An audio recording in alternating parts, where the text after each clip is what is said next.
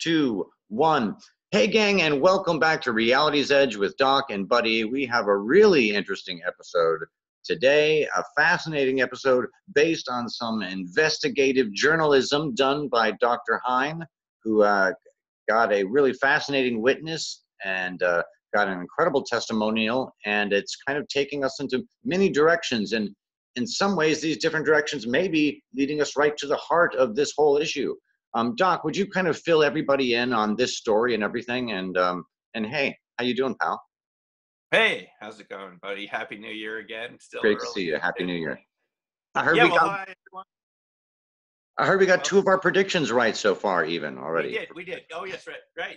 Someone wrote on the YouTube page that a U.S. spy alleged spy had been arrested in Russia. Just something you had talked about. Yeah, and apparently there's some of the Kardashian information is Kanye West is a prediction about so having another kid or something. Yeah, with Kim, and stuff's happening. We'll see what happens. Stuff's future will hold. Yeah. So you had this amazing journalistic experience and story and met this guy. Tell us or bring us. So this is what happened. I mean, you remember I interviewed Gary last year, very early last year, the former missile security guard from Minot, North Dakota. Incredible case. The guy, I met with him when he was in the Denver area, and I met him through a friend. This friend, someone I've mentioned before, Ron Russell, who introduced me to Crop Circles, was working, they were working at the same place. And Gary just happened to mention that he had worked. Ron said, what did you used to do?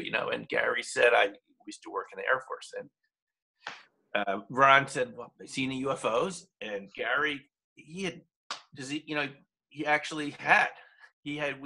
was burnt by a large craft near one of the missile silos where all the alarms are going up. And he was surprised that anyone was interested in UFOs. So he told Ron his story, and Ron said, you have to talk to Simeon.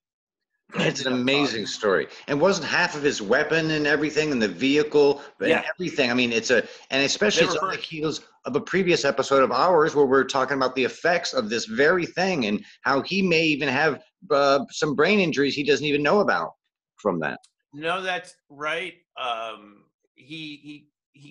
The whole right side of his body was affected by this radiation. He said it was a brilliant, you couldn't even look at the thing. It was so bright, shot straight up into the air near the silo where the alarms were going off. Everything on the right side was burnt, including the weapons and materials in the security alert truck. And his colleague, Airman Holt, I believe, who by the way, they got separated immediately after this incident, like the military often does with these UFO incidents. Doc, this is an amazing case, Doc. This is a really amazing major case. It has medical evidence behind it that can be, affirmed. This guy was a security officer. So if he's BSing, he's BSing at a really high level. He's one of the most credible witnesses I've heard in the military. No, I have his DD-214 number, papers. Robert Hastings recommended that I get this. And Robert Hastings, the UFO investigators, looked at these, UFO nuke cases, and I did see the DD. I have the DD-214, and it does show that he was exactly what he said he was. It's an amazing case, amazing. And remember, the VA said they lost his records from the UFO injury, and they still can't find him. Like Burroughs. Just like Burroughs, and and he's still suffering medical injuries on the right side of his body to this day.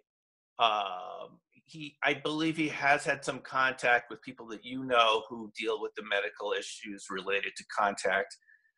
And anyway, the case of Gary, so interesting. Terry Lovelace, who I interviewed recently, who I also was on his radio show. He has a weekly radio show on artistfirst.com. And that was a great interview, by the way. Yeah. Terry's a great guy. I was really great to make contact with him because I had just read his book, Incident at Devil's Den, about his contact abduction event at the state park in Arkansas. And didn't you with read it while you were camping also?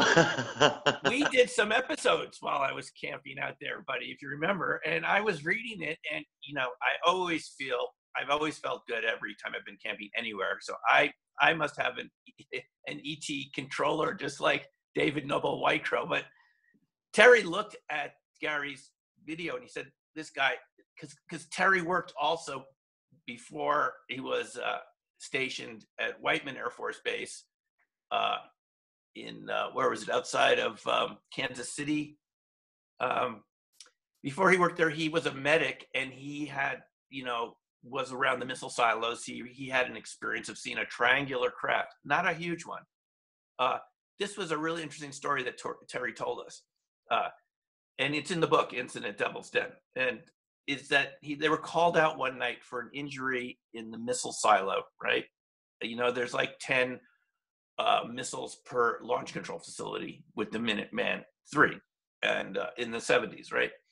And they're called out one night, and they get out to the silo, tons of emergency response vehicles, and there's this eerie glow because there's so many emergency vehicles with their lights flashing, and they're told not to get out of the Jeep yet. And so, what's going on? We're just heard, a guy hurt his leg climbing up the ladder in the missile silo, and they finally get out, and they look, and there's a triangular craft over the silo. I believe it was K5. That was the missile silo. He said it was the size of a bus, Interesting. Our size bus, not the huge triangular things we're used to. And it was just hovering there. Everyone had their weapons drawn, but no one knew what to do. All of a sudden, it shoots off at lightning speed, 500 miles an hour from 0 to 5, and is gone. And then they're told later, you guys, that was an experimental helicopter, or it was this, or it was that. And of course, you're not going to talk about it. And that was his first experience. So Terry said, I looked at Gary's, testimony on the video, and the guy totally knows what he's talking about, because I was at the same type of missile installation setting. So anyway, David Noble Whitecrow responded to Gary's video, who he saw it too, and he said on there, I have a story to share. Does anyone want to hear about my experience in the Navy? That was all he said. One or two lines. I said, well, contact me. I'd like to find out, what you experienced. And it turned into these 3 episodes, which people have been watching quite a bit and really enjoying. And he turned, such a fascinating guy. And what got my interest in him was not all the paranormal events that he shared with us. And they are really interesting events, as you've heard in these past episodes. But initially, it was this story about he was on the USS Finch during Operation Dominique. It is something we haven't heard very much about. And David said, you guys study UFOs and nukes and missile silos, but you've never studied Operation Dominique. And I was there. These were nuclear tests, weapons tests of the warheads before they installed them into the Atlas missiles and the Minutemen. Wow. They wanted to make sure they worked, right? I mean, and destroy as much as they could, right? I mean, they wanted them to go off and create a lot. So they had these airdrops, and they dropped them from the sky, and they had a Thor missile launcher to test them in various configurations. Yep. And they had about 30 of them. Anyone can look it up. Operation Dominique. I learned a lot about tests. They were southeast of Hawaii, down there by the Johnson Atolls and the other islands out there that were, some of them were just completely, leveled. Anyway, what David said is there were tons of UFOs seen around those explosions all over the place. All of the radar operators were talking about it. It's a typical thing. And in one instance, they were told to get aboard the USS Finch, about 10 of them, stand there and watch what was going to come in. And he said a large cigar-shaped craft, 200 yards long, came kind of listing by, going lower and lower on the left side of the ship. And he watched it go off to the horizon, never heard anything about it. He didn't go in, he said he didn't see it go into the water, but it was getting lower and lower. Then they're ordered to go below deck and strip and go in twos to the chief's office and sign something. They're never going to talk about this. They didn't see anything, the typical NDA that UFO witnesses in the military often are asked to sign. They wanted to make sure they didn't have cameras, and he thought that was the end of it. And I'm really abbreviating it, so you should go back to episode 1. But the main thing is 15 years later at Guantanamo Bay, he runs into a diver who he calls the Master Chief, who somehow they get to be talking, and David says, what story are you talking about? The Master Chief had made reference to some very strange incident. And he said, it was a UFO that crashed in the water during Operation Dominique, and I was ordered to go under the water to investigate. And if you listen to episode 1, it's so fascinating because they lower this guy down, with the ropes and the cables and the breathing oxygen. And he's down there and he doesn't see anything. And he turns around and there's this 200-yard long craft that he was right next to. And he touched it. He said it felt like a jellyfish. And Wow. it started pulling his arm in. And then it glowed. And he saw humanoids walking around inside this craft. Wow. And he had a panic attack. That sounds kind of similar to a famous Russian story that's come out in the past 10 years about a craft that crashed into Lake Baikal, I believe it's called. And the Russian Navy swam down and they saw 9-foot-long men, and then they saw a craft and they could see people on the inside of the craft. It seems very likely. Very similar. That's very similar, isn't it? These underwater, locations and mountain locations seem to be way stations and holding areas and logical hiding spots on this planet. Yeah. The interesting thing about this case is that the craft seemed disabled. And David speculated it was the explosions from the weapons testing that were, somehow disabling these craft. But he said the Navy brought in tons of ships, even other nationalities from NATO, to try to corner this thing. And one evening in the middle of the night, it just rose up, cast a glow. This is what the Master Chief told him, cast a huge glow over the whole area and just slipped off, and they never saw it again. Wow. Well, you know what? This is also an interesting story because it coincides with what, first of all, we were talking about a few episodes ago, how UFOs are involved in naval exercises, and almost every major naval exercise, international one. It does, doesn't it? In years. You're absolutely right, buddy. Isn't it exactly what we've been saying? And it also coincides with a tweet that Tom DeLonge put out last week. And that tweet was that he said something to the effect of, ask somebody about a submarine that was pinned up against the Atlantic coast, the northeast Atlantic coast, I think it was, by 5 submarines and couldn't escape or something like that. Very interesting stuff. I think we have to start accepting the preponderance of this evidence. I mean, these are... No, this was a witness none of us had ever heard of before because no one had ever talked to him. And how many other witnesses? The Master Chief said 5 or 6 divers went down after he did, and we've never heard from them. Because when he got to the surface, he was in such a nervous state, he refused to go down, and they threatened to strip him of one of his ranks, his top rank. He is a new witness. He hasn't been documented before. He's in no books. He's in no other interviews that I'm aware of. You really got exclusive here. He hasn't sent me his DD-214, but he knows the Navy stuff so impeccably. And he sent me the pictures of him on the deck at Guantanamo Bay and all these other things. And it just shows you, buddy, this hidden history. We're not the first to invent this idea. Other UFO researchers have talked about this. Is there a hidden history in the United States of witnesses like this who've been waiting to talk to us about what they saw, but because they followed their instructions from their branch of the military not to talk? I think some of the most they credible... never talk. I think that's the problem with some of the most credible witnesses. The most credible scientists can't come forward and say, I worked on, I saw this, I touched this, I know about this, because it will jeopardize their future work. It'll jeopardize people's perspective of their sanity. And the same thing is true with military witnesses and police, law enforcement witnesses and political witnesses. I bet there are, we have to get these people when they're in their 80s. Because, when you're getting your 80s, that what the F attitude, and you're like, that is exactly what you David drop said. knowledge bombs. I'm 76, David said, my 1 foot in the grave. I don't care. And you Yeah. have to get to that point. I mean, there must have been many witnesses. He worked as an illustrator for Navy intelligence, and this is how he got a lot of information and knew that they knew what was going on, but they weren't telling anybody. Right. He speculated a lot of people on the USS Finch, which seemed to be involved with intelligence work, knew about these UFOs, but never said anything. And he suggested to me in episode 2 that every naval ship has a UFO officer on board. Now, it's not an official rank, but everybody knows when you see something, this is the guy you talk to, and they send it back to Washington.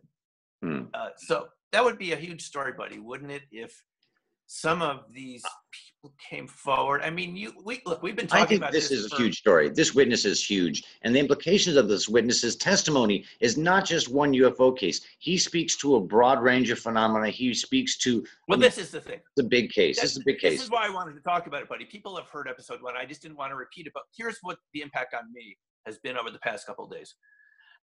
David, I thought we were just going to talk about UFOs and the incident and the diver and, USOs. And David knows a lot about that. But what really impressed me was he had so many other paranormal encounters. And I won't share them all here because you can listen to it for yourself. It's worth going through all 3 episodes. Numerous ghosts and poltergeists. I mean, things flying across the room. And aports and psychokinesis. And so much. I'm beginning to wonder whether Jacques Vallée was right. He keeps telling us, I've talked with Jacques Vallée, and I know his message, but I started reading one of his books, The Invisible School, and this idea that UFOs are the tip of the iceberg of this reality. And we're all focused on it because it's nuts and bolts. And there is usually psychic phenomena. And we know this because we've talked about the Colonel Coyne incident. And we know they're connected. We know psychic. Ohio. Yeah. And before, and even Stanton Friedman's, his co-author, Kathleen Martin, gave a whole lecture about the psychic experiences that go along with UFOs. And nuts and bolts UFO researchers don't want anything to do with that because they want to believe that these are metal ships coming from other planets, which they might be. But there's other possibilities. That's what Jacques Vallée. And here's the thing, buddy. This is what this episode is about.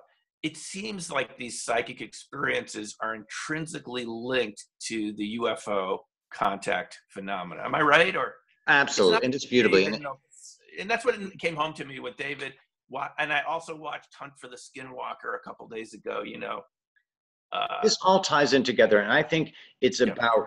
And you can call it a bunch of different things. You can look at it a bunch of different ways. My personal belief right now is something to the effect that, reality can get thinner at some places. And those locations, it's easier to cross the threshold, cross the limen to that place where everything is connected. The Akashic record, the monad, the source, the motherboard, if you believe this is a simulation, whatever you want to call it. And those places are thinner, and it's easier to cross and get access to that information that you get from ESP that allows you to heal non-locally, that allows you to do psychokinesis, that allows you to do these things, amazing, stunning things that sound crazy, but have been proven empirically by science and studies if you do the research.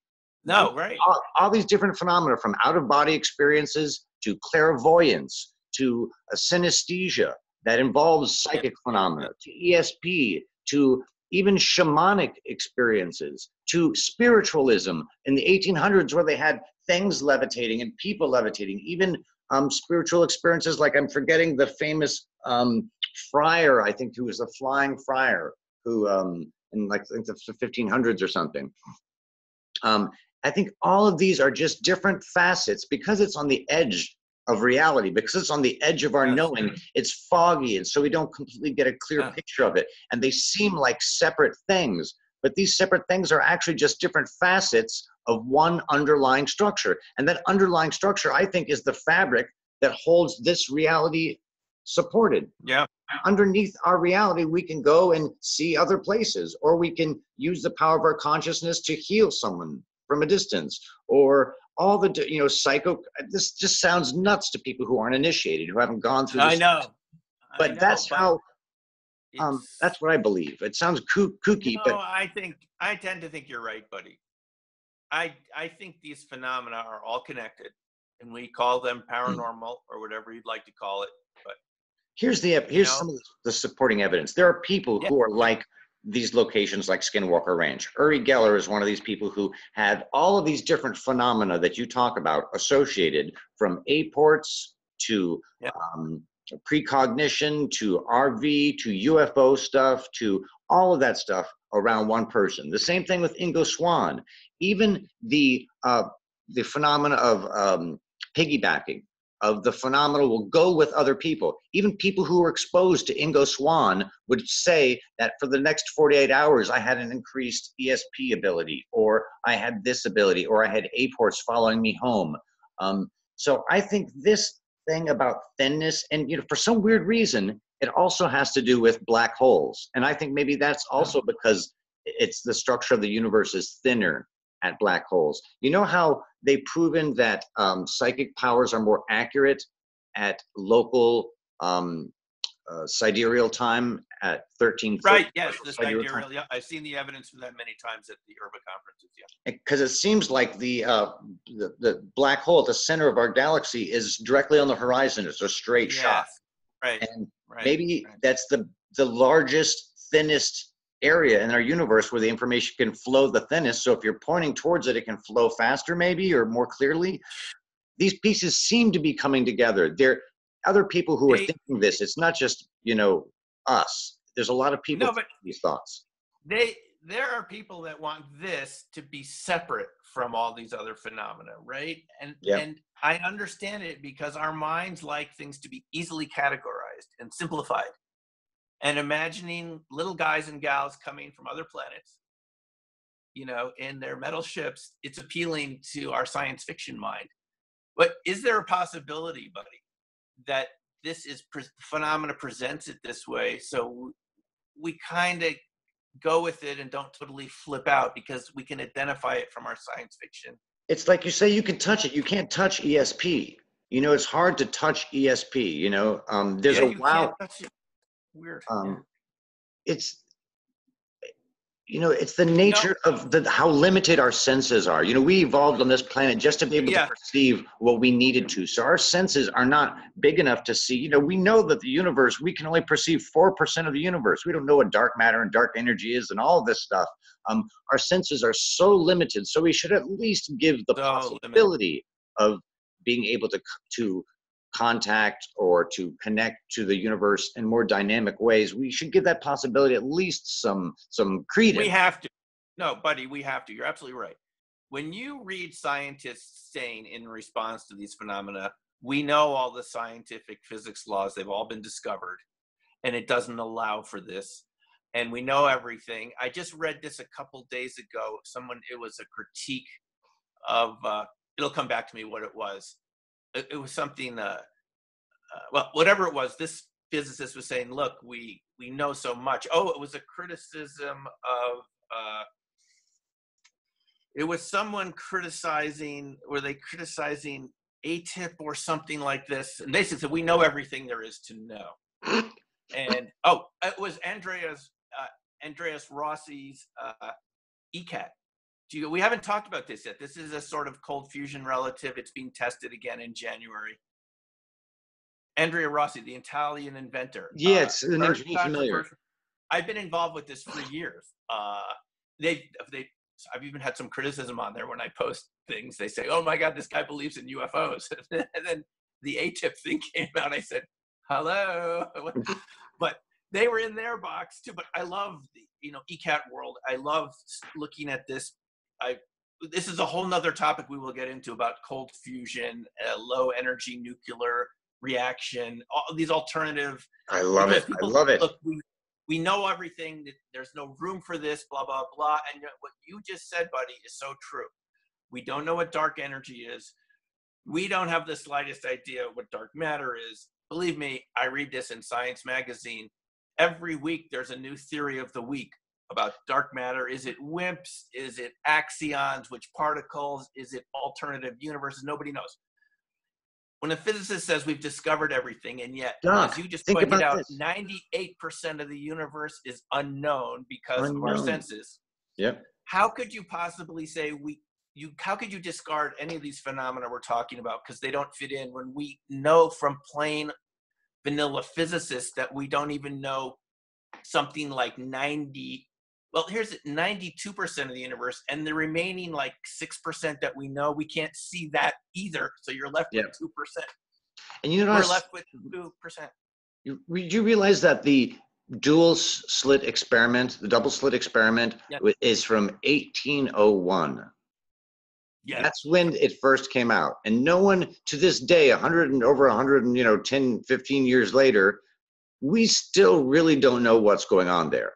You know, people will say it's evidence that consciousness affects matter, like people in my camp. Other people will say all sorts of different things, but they've tested this to such an extreme. They've done the Yes. reverse quantum eraser, dual slit experiment, and tested at all sorts of different stages. And it's indisputable that the universe is created, it leaps into reaction to your consciousness. The universe really Yeah. it's an interactive universe. So that's observation. That's one interpretation, is that it's consciousness. Or see, this is how complicated it is, buddy. Some people say it's consciousness. Some people say it's just the act of observation, like any diodes that are in the double slit detectors affect where they're going. It's the heart of quantum mechanics is this double slit experiment. And it wasn't until the 1960s that they could actually look at it at a subatomic scale. The equipment didn't exist. And one at a time. Came out, exactly. One particle at a time. And it still came out exactly the way the predictions were, even to this day, is that particles seem to have a wave-like property, and they don't even seem to act like particles unless you're observing them somehow. And they follow this incredible rule. And they follow it somehow knowing what the other ones are doing. There's all these other implications. And as I forget who was the physicist who said, if you say you really understand, quantum physics, you don't really understand quantum physics, because basically I think that was Feynman. I think that was Richard Feynman. He said it far more eloquently. There's a new book about the double slit experiment. By the writer for New Scientist. I can't pronounce his last name very well. It's Anil Anaswamy or something like this. Sorry if I'm not pronouncing your name correctly, but he wrote a book through Two Doors at Once, just brand new. A couple months old. And I went through it, and he basically, you're reiterating what he said there, which is essentially that it was known about a long time ago. It couldn't be studied at this real subatomic level. You could do it with your own experiments with light and curtains and the way light comes through different substances. But do you want to know how he ends up this book in terms of the most likely explanation? Of course I would. I've been looking for this solution for, because nothing really makes sense. And they even found that David Bohm's explanation, where the particle has a wave-like nature, Bohmian mechanics, as it's called. The pilot wave, it's both simultaneously. Bohm gave up on it. He was an admitted communist, and he did go to Brazil. But he, when he was posed some difficult questions by some of the founding fathers of quantum mechanics, he couldn't quite come up with an answer, which they have now. And now they're thinking the Bohmian mechanical explanation is not bad. But the way this book ends in the final chapter was just so exciting to me. He ends up with the many interacting worlds model. The many worlds model. Many worlds model. It's actually literally called the many interacting worlds model. He goes into Hugh Everett, the many. I don't like many worlds model, but there's a newer version of it which doesn't even involve waves. It involves, and I've talked about it many times, we're not going to go into it here in detail, but it involves parallel realities creating interference patterns with each other that recreate waves. The wave is not the intrinsic thing, it's the outcome of parallel realities. And it was so gratifying to me as someone who spent a lot of time, and I presented this at SSE and everything, to have a book Well, he says there's no explanation. We don't know why the double slit experiment does what it does. And he goes through all the permutations, like you mentioned, and the quantum razor. But the many interacting worlds model, he talks to Howard Wiseman, at the University of Adelaide in Australia. Mm-hmm. And I believe that's the university, who basically came up with this idea that if we sort of abolish quantum mechanics and replace it with a near infinite number of classical realities. No one's saying this is what's actually going on, but it's just interesting that if you assume parallel realities, you end up with quantum mechanics again without the wave function. Yeah. And he didn't say, no one's saying this is the way it works. It's just very. Well, actually, a lot of people are saying that mini worlds works. There's a lot of substantial physicists that do believe in mini worlds. No, I know. It's. But here's the problem I have with mini worlds, just really quickly. Yeah, go ahead. Just because to me it seems like such a very complicated solution, but more importantly, it requires at every action of the smallest subatomic particle, a new complete replica of the universe is instantly created. That is a tremendous amount of energy and matter to come out of nowhere. Every millisecond, at every subatomic particle moving. So to me, I would think that we would sense that incredible amounts of energy being created next to us in another universe or in another world or something, and that there are probably more likely other simpler explanations. But there's another, but buddy, that's just one interpretation of many worlds. Yeah, there's a bunch of them. There's a bunch of many worlds. That's Hugh Everett, the third kind of, the people that follow that point of view, the many worlds interpretation, say that, our consciousness is sort of going off in these different directions and new realities are being created. But there's another version of it. And this is what David Noble-Whitecrow mentioned from listening to one of our episodes of Reality Edge, by the way. In episode 3, he mentioned this, that he listened to our show and that he said what he believed was going on, which is what the many interacting worlds model suggests, is that all the alternatives already exist and your consciousness is just simply moving between the different versions of reality. A lot of people say that, time itself already exists, determinism, right. And all that other stuff, time already exists, and consciousness is just a cursor, telling you where you are. So that doesn't necessarily prove or disprove many worlds, but it definitely reinforces the cursor. I love the whole cursor thing because time seems so irrelevant, especially when you talk about retrocausality, and they're talking about that a lot now in particle physics, where a particle could actually send information backwards in time to another particle when it was close by and share that information back towards the future, and it would seem instantaneous and maybe even like entanglement and stuff. And a lot of people are saying that's the connection for psychic powers, that, retrocausality will go backwards in time to when the things were connected, or in the future, it comes backwards from the future, the information.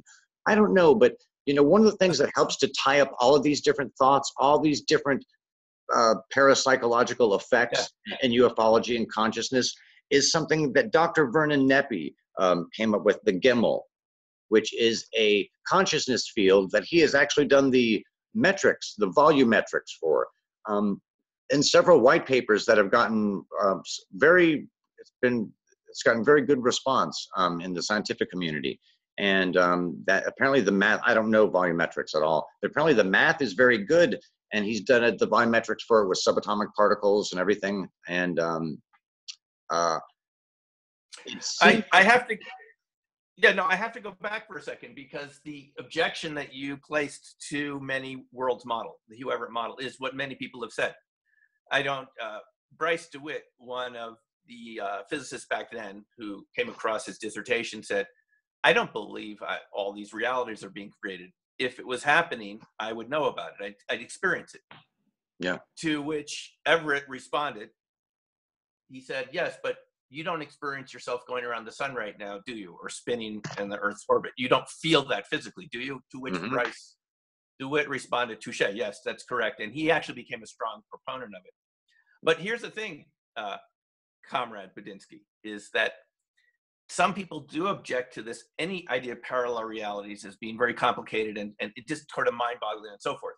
But if you don't accept that, then what you're left with is a disappearing worlds model. It's the opposite of many worlds, is disappearing worlds, which is Copenhagen quantum mechanics, which is essentially that all these possibilities exist in every piece of matter, from the way the quantum wave moves through time. Mm-hmm. And you're only perceiving one tiny fraction of it. And when you ask where the other versions go, they say they don't exist, they disappear. So I have to say, I'm not telling you which one to believe, because you have to pick it yourself. You either go with disappearing worlds, where do they go? Or you go with many worlds that they're somewhere, but I'm not experiencing them. Or you take my view, which I'm not saying people believe in, which is somewhere in the middle, which is what we call the paranormal. Are some of those realities kind of coming back? I mean, you have to go one way or the other. So nobody really knows. You know, it's so interesting how, there's consciousness, and people will say, consciousness is fundamental. Nothing else matters if you don't have consciousness. And people say matter and energy and space time is all that matters. And consciousness is built out of that. And I am one of those who think that they're interwoven as a tapestry. Matter is meaningless without consciousness.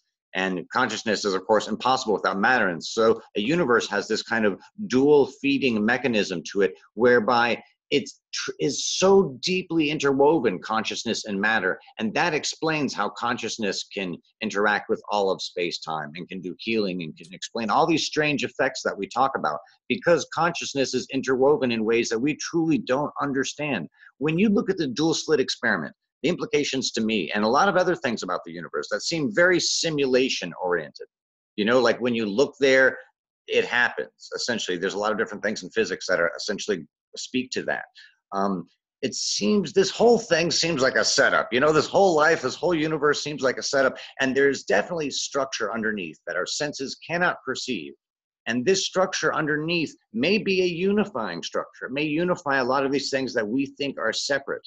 They're just different reflections of the same multifaceted gem. Just the light is hitting it differently at different moments. Well, I have to bring in here a book that I just started looking at, which is Ray Hernandez's book, Beyond UFOs. I love it. I've got my copy right here. You've got your copy, and I was fortunate enough to talk to Edgar Mitchell, actually. Wow. In Fort Collins when he came out here for a conference. Yeah, so the fundamental idea of all those guys, Dr. Rudy Schilds and Dr. Edgar Mitchell, we all know Dr. Joseph Burke, who I interviewed, and many other people, and Ray, is that this is not a separate phenomena, because Ray's experience, I heard him talk about this once in person at Reno when we had a conference out there, a kind of a contactee conference, and luckily I was invited to go there. Some just great contact stories of this beautiful stuff.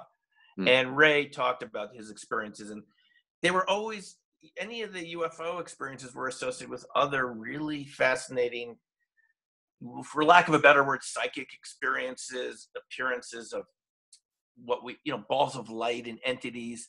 And, as you pointed out, even Hal Puthoff and Russell Targ had these experiences when they were working with Ingo and the other viewers at SRI.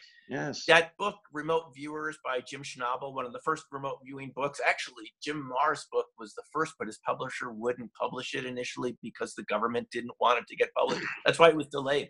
I think Marrs was going to do it in 95 really quick, and the government said, we don't want this to be. But in that book by Jim Schnabel, you were alluding to this before, there were at times a strange, I believe in one of the viewers were together and a crow appeared in the room.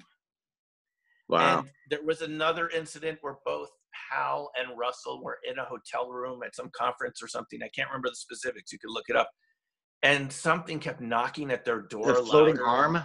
Was it the floating arm? The floating arm, and the robot guy that walked into the room and stumbled around like Frankenstein. That's just my memory of it. I mean, yeah, and there's another one of a UFO going over them, and it just backs up. UFO going over them. Yes, thank you. And there's a story, and you hear this around Pat Price. You hear it time and time again. There are locations and places and people that are thin. And if you train yourself and you to a small degree, I have weird stuff that happens around me, but it's not the scale these other people do. Where I have weird airports and weird stuff. I've been fortunate enough to document that. I showed you the ID when I had my ID and it transformed into a female ID, and the guy saw it too, fortunately, and all sorts of really crazy. You've never seen this video and story? It's a story. I didn't know about this side of you, buddy. You have these experiences too? Oh, they happen around me all the time. Electronics don't work. Like when I went to the hospital, the first 3 thermometers didn't work. I mean, just time and time again, I had the UFO above me. Right. I've when been around people like that. and I've been around people like that. other people, like my head's lucky. If you rub my head, you get lucky. Stupid stuff. It's stupid. We were joking about it, and the guy won. A friend of ours won several $100s. It's just stupid, weird stuff like that. And of course, it can easily be statistical quirk or weirdness and things like that. But different people have those things around them, and I think it's not a coincidence. I think it's because these people are used to that signal, tap into that signal. And at first, that signal, that signal you listen to with RV. But if you work on all the different stuff like I do, it becomes first just like a dirt road, like a neural network. It's a dirt road, and that dirt road becomes a sidewalk. And with more use, it becomes a road, and then a highway, and then a super highway. And before too long, you're your own little black hole, like the center of our galaxy, that has a easier transmission of information to the Akashic record, or the source, or the Lyman, or the Gimel, or the Jungian conscious meta consciousness, or whatever it is. A lot of this stuff makes me think about the simulation theory. Does any of this stuff buy into the simulation theory with you? The whole dual slit experiment, all these different paranormal phenomena, do they? I have to be honest. I have heard very serious presentations about the simulation theory at the science conferences I go to. Yeah. The issue with the simulation is something simulating the simulation. If you get the problem of infinite regression, which is the same problem you have with Copenhagen quantum mechanics, which essentially is if matter requires consciousness to be matter, then do you, as a physical entity here sitting in front of us, require someone to observe you before you're matter? And then who does the observer require an observer? And you get into these infinite regressions. Fine-tuning of the entire universe, anthropic principle, all of that stuff. It never stops. Yes, thank you. It's anthropic. So it gets very complicated, and I have to say I don't really know one way or another. I'm still working on the many worlds interpretation. Doc, I think you do know. What if it's fractal? Like everything else we believe, it's constantly fractal. It doesn't have a beginning and end. It's just a perpetual fractal shape that we can't even perceive, but it's fractal. We know that. It has superstructure. Well, this is something we will be talking about, and I'm going to be recording some videos about this. And this has a lot more to do with the way we treat our environments, and are what we call the phenomena that we call paranormal, are they the result of ourselves and the way we're interacting with nature in a way we don't understand yet? And we're going to save this for another episode. It's a little too big. And I mentioned it to you this morning a little bit, but this idea of fractal flattening, allowing some of these other realities to come in more than they would have if you had not kind of made things thinner. Because you were talking about thinning, right? Yeah. What makes an ecosystem thinner than leveling a forest, damming a river, flattening an area to make roads, which, by the way, are going on at unprecedented rate throughout the planet right now, the number of roads that are being built. Think about it. Like a rainforest, there's so much entropy in a rainforest, so much chaos, craziness. But we know that it takes tremendous chaos to have wonderful order. To have that statistical wonderful order. Well said.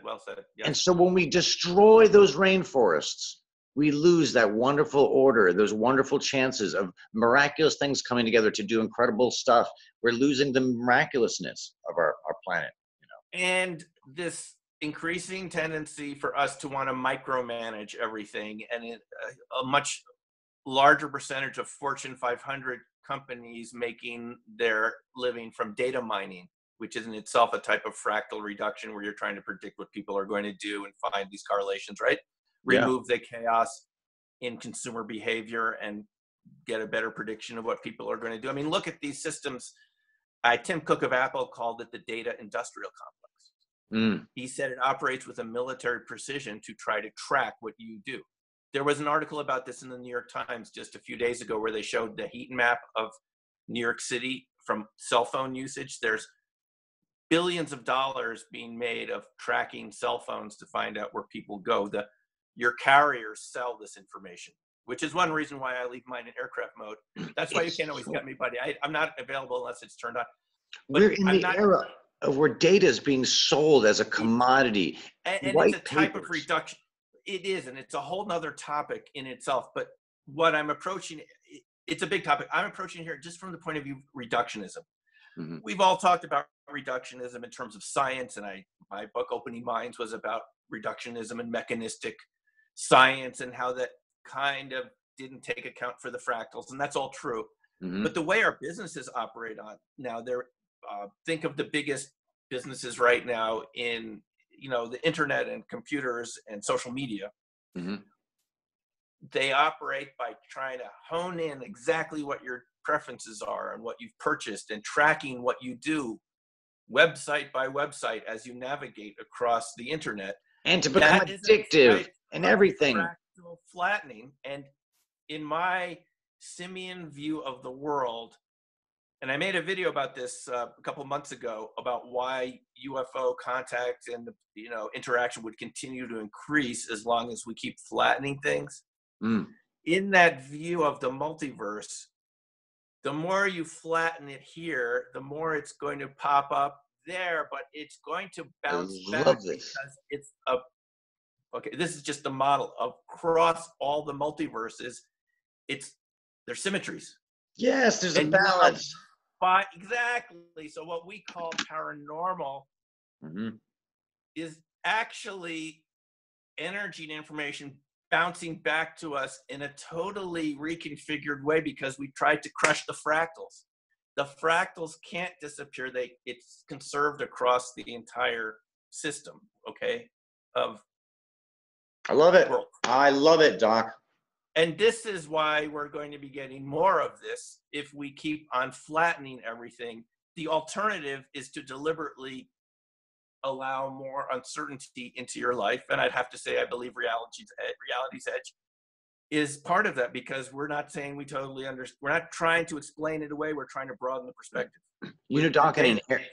in an era of censorship, in an era where Exactly. scientific white papers Censorship. are held back from people that can save lives, in an era where MIT resources are prevented from being shared with the general public, stuff on sociology and art, not just stuff on proprietary, science or military or national defense issues, where knowledge is being held back from people.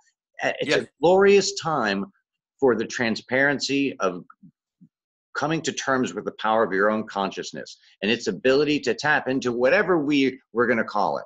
Whatever Mr. White Crow was able to see the reflections of in the many different Yeah. facets, there's one core thing that connects it all. And as time passes, it seems like we're getting a greater understanding of this thing.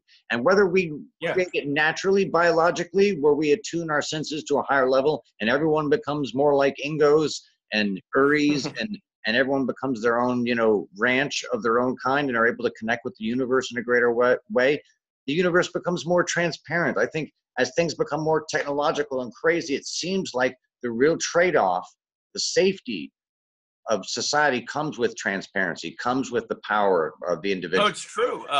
Transparency is the name of the game. And I think we talked about this in previous episodes.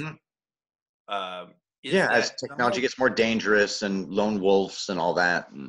But the transparency is the core of Western civilization, I would argue, is increasing transparency to the average person, not just for the elites, but to anybody. That's really what the Bill of Rights is about. How many thousands of years did it take to get to a Bill of Rights? And we can laugh at that and we can be cynical about it, but honestly, we have one, and we can even do this show right now without any fear of being silenced or arrested or censored because we have a First Amendment. But that's transparency, is that it moves in both directions. But the opposite of that is control. Mm-hmm. And we're seeing that control being exerted on the internet now. Yep. By the company. They're trying very hard. Governments, everyone. Very hard, and so this is what we're talking about. So I would say, and this is something, a testable idea, is that the more control you try to exert over any system in the long run, the more you lose control in the long run. And the more adaptability is evolved. The more you try and restrict a life form, it learns to live with that restriction and find flaws and exploit them for greater. And a perfect example of it are these superbugs now that are totally immune to our antibiotics, right? Yeah. You wouldn't believe how concerned biologists are in the medical community about these infections now, which the bacteria, there's no antibiotics left that work. The Zero, bacteria none. have Yeah, evolved faster. Antibiotics is not a particularly profitable business, according to what I read. So the yeah. pharmaceutical companies don't really spend a lot of effort developing them, and you can't charge a lot for them. So they're not proprietary in the same way. Anyway, the upshot of this is that the system, it's like the character in the Jurassic Park Hmm. says nature finds a way. Malcolm, what was his Oh, name? that's right. Yeah, yeah, yeah, yeah. Nature finds a way. And you know what? Nature finds a way. And I'm also reminded of Princess Leia in Star Wars. Do you remember in the first episode when she's with Darth Vader and she says, "The more you try to close your fist around us, the more the sand is going to leak through your fingers." Oh, yeah, yeah, yeah, yeah, yeah. Carrie Fisher. Yeah. I think Carrie Fisher was right. I think in a nutshell, this is what you can't ultimately control it. And anything that tries to do that, you know what happens when you try to control it? It's just like these antibiotic resistant bacteria. They evolve faster than the control mechanisms, and the control mechanisms won't work in the Yeah. long run. Because, I know, that's ultimately my view of it. and ultimately too, in this universe, there's like no perfection, like you can't make something completely sterile forever, because ultimately life in the universe has adaptability and evolution and things like that. Yeah. And this universe has the mysterious, and that's what makes this universe kind of enjoyable to live in. Reality is okay, but to me, what's really exciting, Doc, is what's out here, just Yeah. beyond it, that we're just getting glimpses of on our show.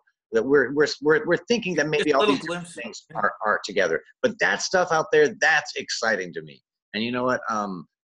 It's fun to explore, and maybe some of us are a little further out there and are really venturing further than most of society and have a greater understanding. Or maybe we're deluding ourselves. Maybe we're all living in a massive illusion because we only understand 4%. But either way, the journey sure is cool as crap. And I think for the first time, we're legitimately putting together all of these different pieces to this one substructure of some kind. Yeah. We're finding a name for it. The monad, the Akashic record, the Gimel, all these different things for it underneath the surface, whatever it is. Something's there, Doc. I'm not certain what the physics of it, but we don't know what it is, but it's all these phenomena show us that it's real, and it's another pathway of communication for energy information that's below the surface. We can't see it. It came up in the Skinwalker movie. You hear Dr. Eric Davis there. He keeps saying, science likes things that are repeatable, that are measurable, right? yeah. That have some sort of, process that we can observe empirically. And unfortunately, at the Skinwalker Ranch, it doesn't repeat itself. We don't know what we're measuring. It never repeats itself twice. The phenomena are so disparate, but they're sort of related because they're kind of. You know what I think it's like? I think it's like when you do the dual slit experiment and you shoot one particle at a time and they go boom over here and one goes over there. They don't seem like they have a pattern. But over a long period of time, they have a pattern. And that's what we're starting to see now. All of these things come together. There is a pattern underneath. And when you look at them in isolation, they seem separate. But when you look at the pattern over time, multiple targets in each one of those different. No, that's true. That's a very good valleys. A very good analogy. Very good analogy. You always get that wave pattern, even with single particles.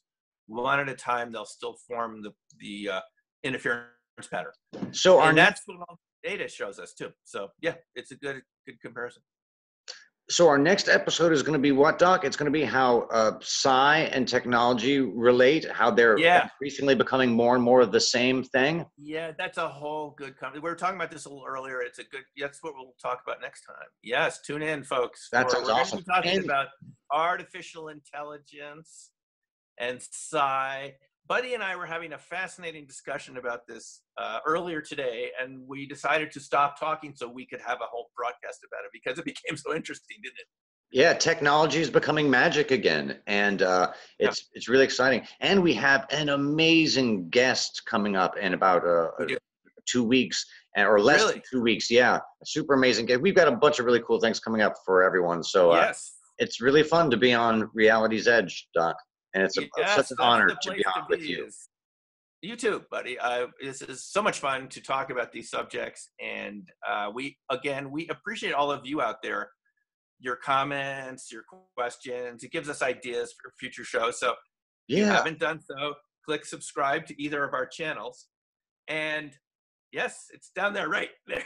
Left or right. Okay, and post your comments to this. It's always, we talk about it and it gives us ideas for doing other things. So that we appreciate your participation in all this. Very much. Thank you guys so much for joining us for another episode of Reality's Edge, and we will see you guys soon, and we'll see if those predictions continue to come true. See you on the edge. 2019. Take care. See you next time. Bye.